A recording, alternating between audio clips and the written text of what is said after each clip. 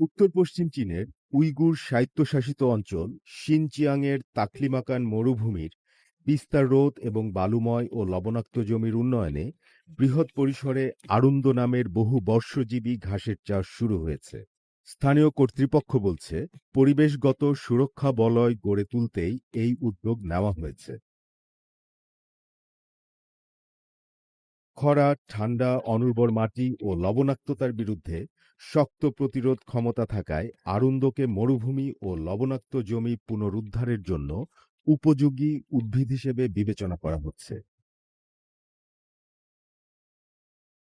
তাকলিমাকান মরুভূমির উত্তর প্রান্তে অবস্থিত আলার শহরে আধুনিক যন্ত্রের মাধ্যমে আরুন্দর চারা রোপণ করা হচ্ছে। প্রতিটি যন্ত্র পরিচালনায় মাত্র একজন বা দুজন কর্মী প্রয়োজন হচ্ছে, যা কাজকে দ্রুত ও কার্যকর করেছে।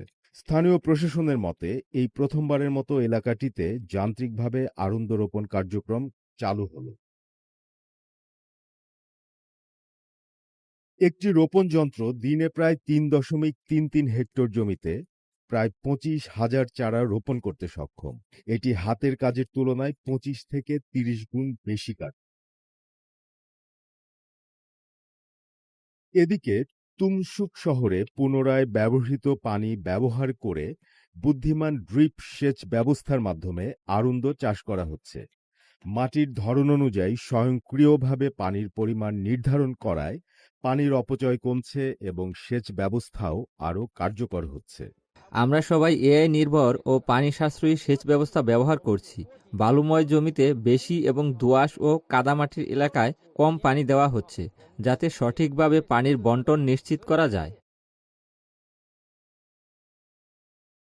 বিশেষজ্ঞরা বলছেন, আরুন্দ শুধু পরিবেশ সুরক্ষাতেই নয়, ওষুধ, শিল্প কাঁচামাল এবং পশুখাদ্য হিসেবে ব্যবহৃত হয়। ফলে এর অর্থনৈতিক গুরুত্বও অনেক। স্থানীয় প্রশাসনের পরিকল্পনা অনুযায়ী মে মাসের শেষ নাগাদ তাকলিমাকান মরুভূমির আশপাশে প্রায় ১,৯০০ হেক্টর জমিতে ১,২৭,০০,০০০ বেশি আরুন্দ চারা রোপণ সম্পন্ন হবে। সাকিব সিকান্দার, সিএমজি বাংলাদেশ।